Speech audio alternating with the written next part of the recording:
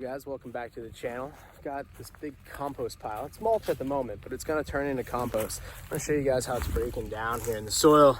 And we've got this, I can't pronounce it because I'm not good with science, but see that stuff in there? It's all stringy looking and white. We refer to this as the internet. Essentially what it does is it draws water, moisture, protects the plants, allows the plants to communicate from one plant to the other plant. And Pete at Green Dreams, he's got a great video on this being the internet. I'm gonna link to that because it's amazing. But it comes from starting with wood chips. And that is literally the key. And the next thing is probably another 6 months, we'll start seeing worms come through there if they're not already in there. And so everything in cultures goes down to the topsoil. I'm trying to distill this in a way that makes sense, that's simplified, that you can say a line and people go, oh, I get it. I don't know what that is, but I know that simplicity is just beyond complexity. So what I'm doing there is building topsoil, and I'm using the wood chips to build that topsoil and basically let it break down, build bug and microbial activity and like really get it going. And topsoil is the beginning and ending of all empires. I've been studying the Bronze Age lately, and we don't know why exactly the Bronze Age came to an absolute stop and collapse. And by collapse, I mean you're talking about 2,000 years of history, almost 2,200 years of history, and it collapses in one generation of men. One generation, and the whole thing literally, I mean, societies died off, like gone, not to be heard of or seen from ever again. It's not like they migrated somewhere, they completely died off.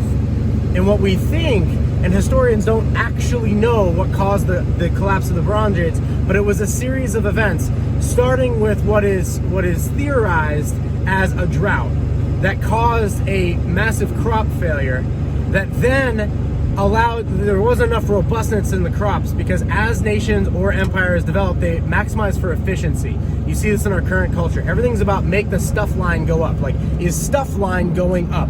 As long as stuff line's going up, great. Although we might be like less happy, we might be fatter, we might be in less shape, we might have higher rates of cancer, we might have all those other things, but as long as stuff goes up, then we measure society as like good. And so what occurs, we think, is that they build these, they maximize for efficiency, and they go down to monocultures, particularly in agriculture. This is where you see fields of strawberries or fields of oranges or whatever it may be.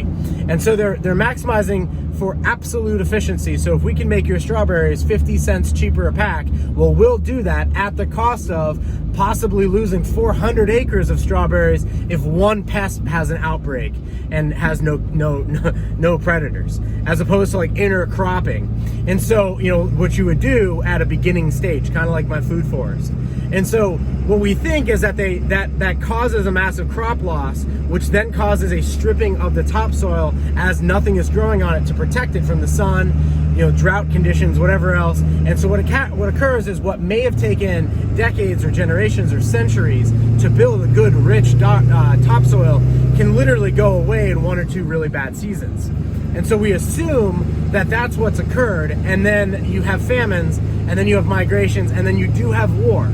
And so the Bronze Age is kind of reaches its end when the sea people, we don't know exactly who these people were, but when it's written, the sea people show up, and essentially times have been so good for so long that the men that exist were, you know, good times create weak men create hard times. Sometimes those times are so hard that your society collapses, and in the case of the Bronze Age, it does.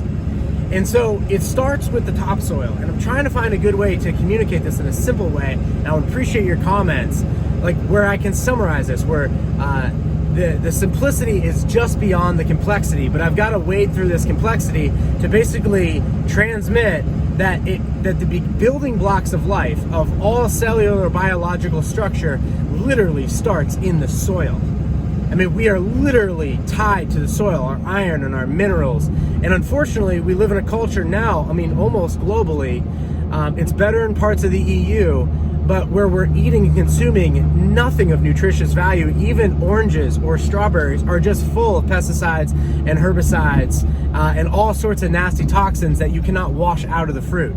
And what we're missing is that rich iron and those microbes and those other things that would like be extremely healing to our bodies.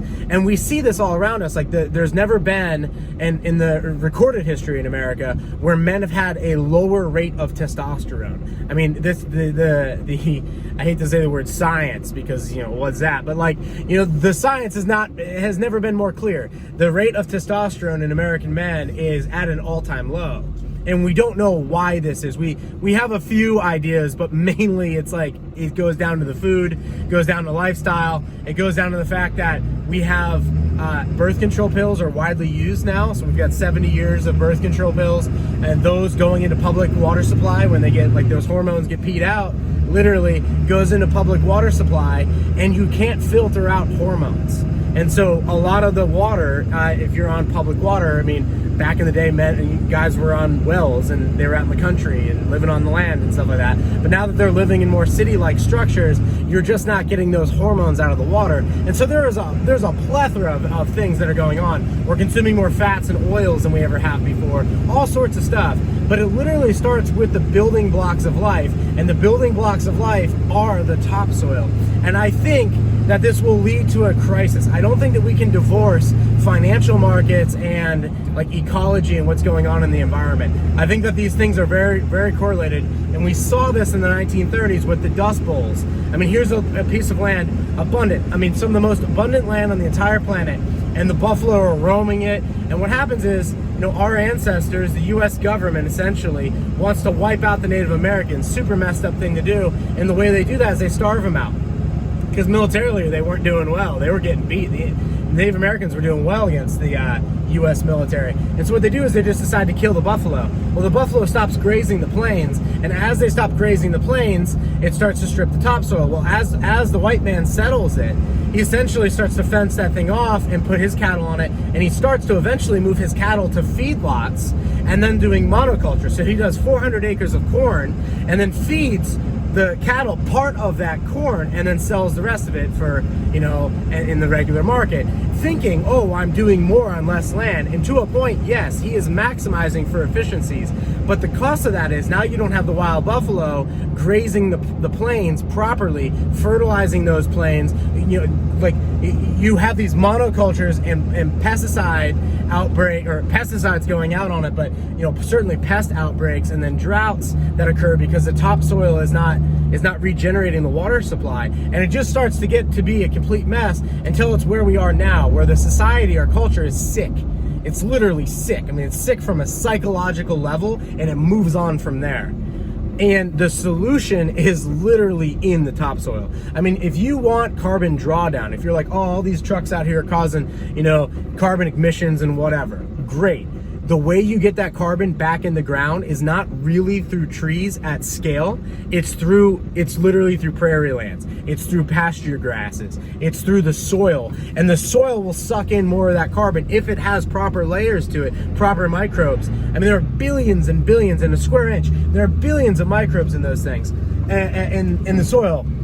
And the way that you would have carbon drawdown is you don't till the soil, you build the soil. And so thank you guys for liking, subscribing, in general, just being here. And as always, if you share these videos, man, that is huge. I don't think that there is anything that helps make this channel go, and it's why I do it, because I want to get this message out to people. I think that it's not too late.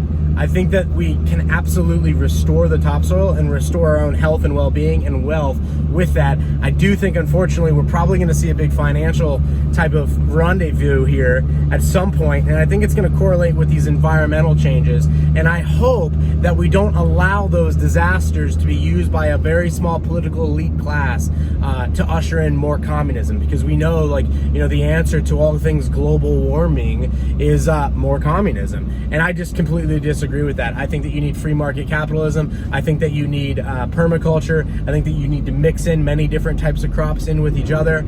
I think that ultimately more people need to be involved in farming activities, not less. And I think that it can be done on a small scale, not necessarily these big, massive corporate farms. I think that it would actually be much better if it was done on small scale. And so until next video, guys, be well.